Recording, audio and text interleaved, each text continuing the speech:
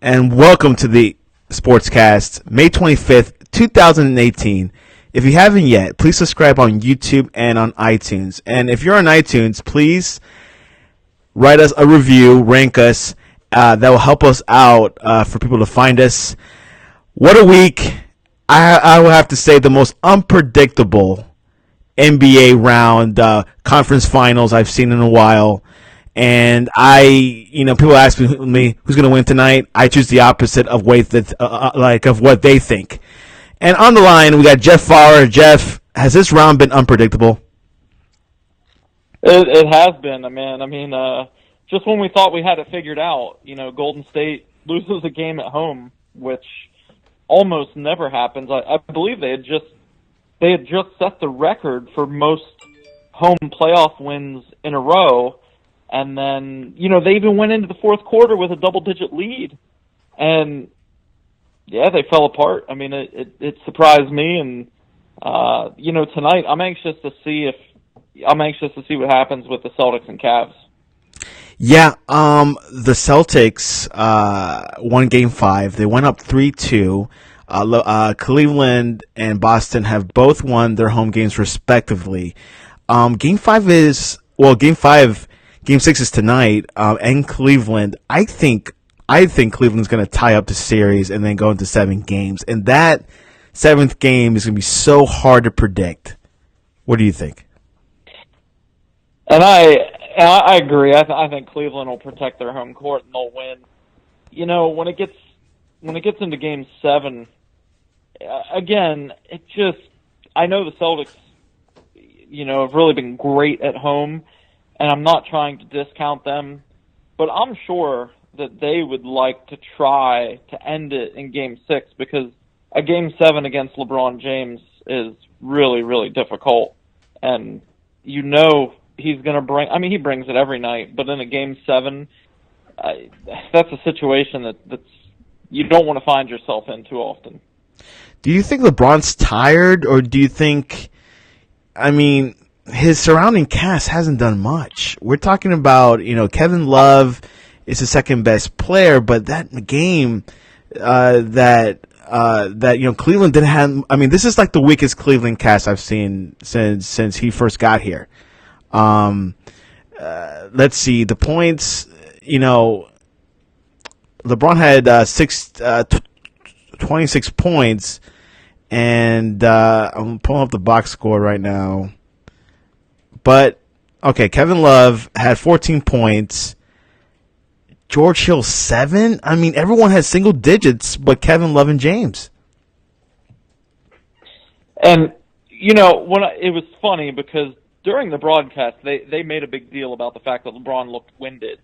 And it's difficult because when you watch these games, obviously they want to create entertainment and storylines and all these things. I just don't know. I think it's asking a lot of LeBron to be the best player on defense and make most of the plays on offense. So inevitably, he's going to get winded. Now, in terms of saying, are his legs gone? Is he going to be tired for the rest of the playoffs? I have a hard time going along with that. It's possible, but I think LeBron still has a lot of good basketball left. And, yeah, he could be worn down. The Cavs have had a couple longer series, and this one's probably going to go 7.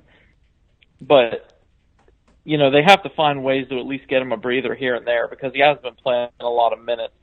And then the other thing is, and I don't know who it would be, but they just need guys other than him to play better defensively. It sounds really simple, but it's bad enough if you're asking the guy to either, he's going to be your leading scorer, he's going to be your leading assister, he's going to probably be either 1 or 2 in rebounds. And then on top of all that, you're going to tell him, well, when we need stops, we need you to guard the other team's best scorer, which against Boston is tough because they share the ball so well.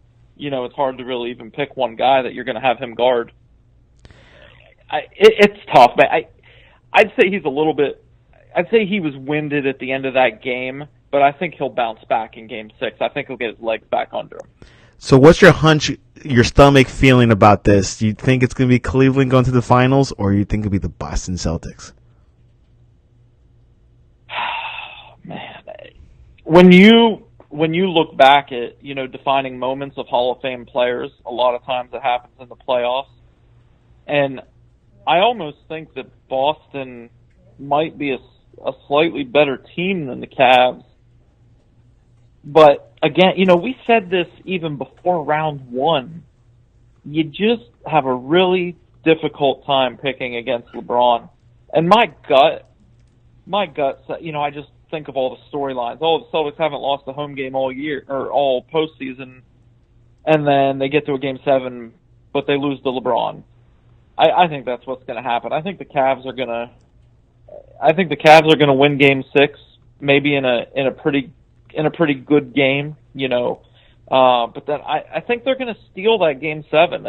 And that's just a hunch. I can't pick against LeBron James until he gets to the finals. Once he gets to the finals, then there's some historical backing that shows he's actually capable of losing there.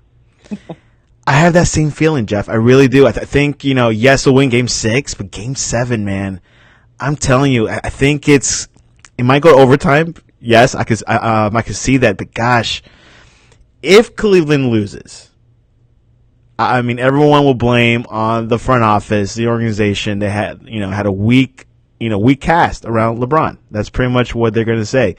And it's funny because I was listening to sports radio today, and they were saying if they had Dwayne Wade, Cleveland would be slightly better.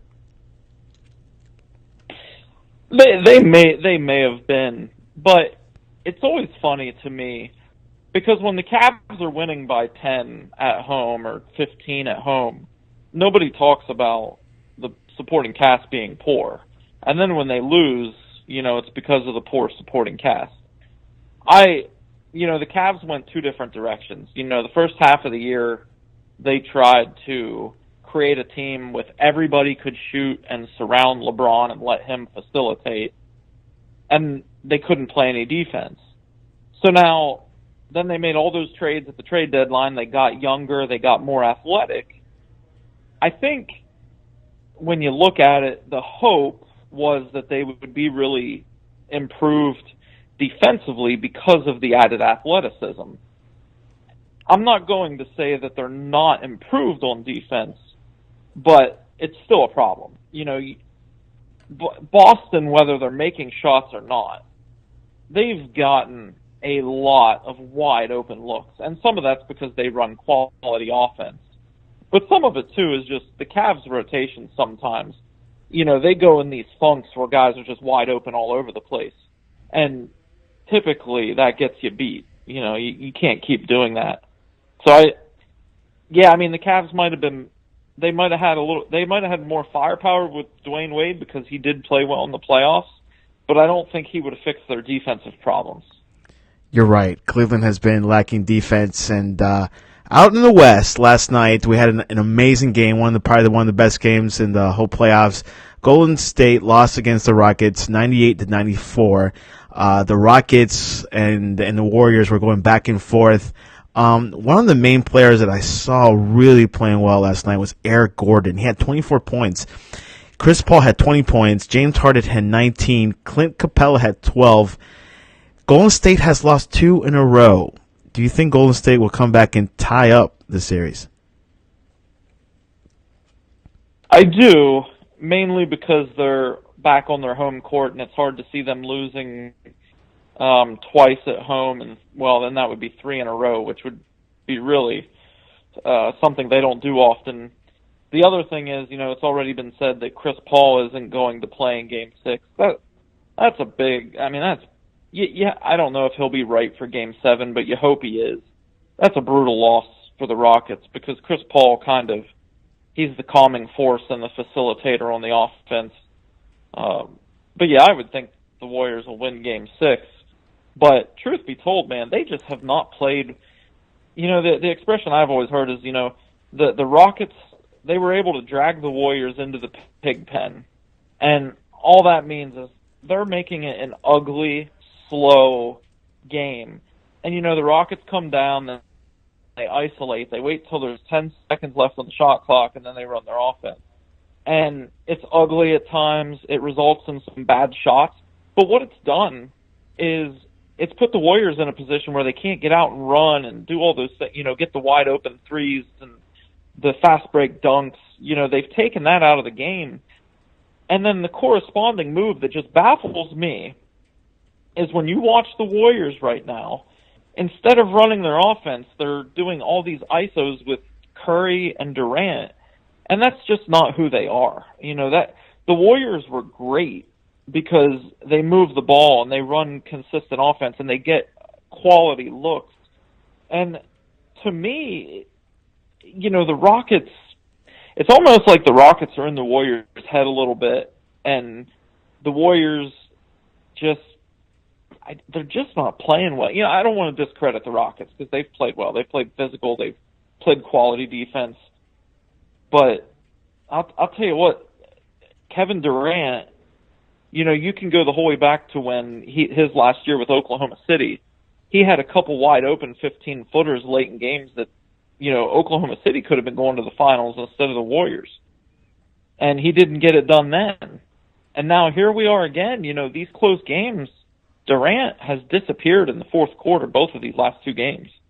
And that's the guy I'm curious about. I don't know what his mental makeup is. I don't know how tough he is. Yeah, Kevin Durant had 29 points. Draymond Green had 12. Klay Thompson had 23. And Steph Curry had 22 points. You're right. Golden State and Kevin Durant hasn't defined itself. It feels like, Kevin Durant is getting in the way. It feels like of the Golden State chemistry. Yeah, I know they won a championship last year, but it feels like he's that one guy you had to pass the ball, but Golden State, you're like a team, you work as a team. So I think Golden State's going to win Game 6 and Game 7. Chris Paul injury, that really is going to help out Golden State by a lot. And keep in mind, Golden State was down 3-1 to OKC 2 years ago. So this is nothing new. Yeah, that's right. And I know they came back from 3-1 against Oklahoma City. I hate to say this, but I felt as though the Warriors played better team basketball without Durant. And that, Durant's a great player. I'm not trying, but it's like you said, too many times they come down and try to isolate him, and then guys away from the ball aren't moving and they're not active. And the other thing that, on defense, the thing that bothers me about the Warriors, Draymond Green is a really nice player, but I don't think he's a true rim protector. And if you're playing against the Warriors, once you get past that first line of defense, first of all, the help defense has been lackluster, to put it nicely.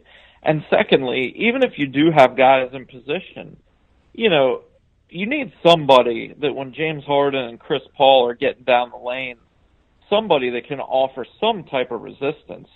And they just don't have that. Green is a physical player. He's a good rebounder and all those things, but he's not a shot blocker. And when I watch the game, I don't know who that guy is going to be. And Iguodala being hurt is a big deal because he's clearly their best defender. But again, even with Iguodala, you're basically saying we need to stop them before they get in the paint because it's not as though he's a rim protector either. I agree. I think Iguodala, his absence has been a major factor, which I think it's why they lost these two games. But we'll see what happens. I really think Golden State's going to come back. They're going to, the scenarios of the finals is so unpredictable that I can't say it's going to be Golden State Boston or Golden State Cleveland. But who are your final two as of right now? If it wasn't for the call, I would take the Rockets, but no, I think it's going to be the Warriors and Cavs. If Chris Paul hadn't got hurt, I think the Rockets could have pulled it off. But without Chris Paul, they were already only running a 6-man rotation. Now you lose your second or third best player. And then on the Boston and Cleveland side, it's all about LeBron. I hate to keep saying that, and I don't mean it to sound like, none of the other players in the series matter, because obviously they do, and the Celtics are a really, really good young team, and I think we're going to see them in the Eastern Conference Finals a whole bunch of times over the next couple of years. But what I get concerned with is if you get into that Game 7, the Cavs have a lot of guys that have been there and been in a lot of playoff games. I mean, you have LeBron and Kevin Love, Tristan Thompson. I mean, even J.R. Smith. I mean, I know J.R. Smith for quarters at a time just looks like he's completely out of his mind, but he's still a veteran that's been in a lot of playoff games. And with Boston, my concern would just be that they tense up a little bit in Game 7, and if it's a close game, that could be the difference. Yeah. Who would you give the final shot to, Kevin Durant or Steph Curry? Oh, man. You know, that's tough, but the thing that I just, as a basketball fan in general, what just drives me insane is relying so much on isolation. I mean, what I would say is I would try to get, you know, obviously it depends if you need a 2 or a 3, but if you only need a 2, I'm going to try to get Steph Curry going to the bucket and let him use his ball handling. And then from that, you know, if you get doubled or, you know, maybe you run a high pick and roll, get somebody off the ball moving, because you have Klay Thompson who can really shoot, and you have Durant who can really shoot, and you have Curry who can really shoot if they don't respect, you know, his ability to attack the rim. And what I see now is just, and it doesn't help, you know, the Warriors needed a bucket, and I believe it was Jordan Bell ended up taking the shot. I mean, I don't want to be mean to a kid or what, you know, he's a young guy, he's going to get better, but if you have Kevin Durant, Klay Thompson, and Steph Curry, one of those guys needs to be taking that shot. You know, that's just the reality of it. Big players make big plays, and you need those guys to knock down shots. There has to be that one leader. NFL news, Tom Brady not showing up to OTA. Big deal or not a big deal? I mean, I don't think it is.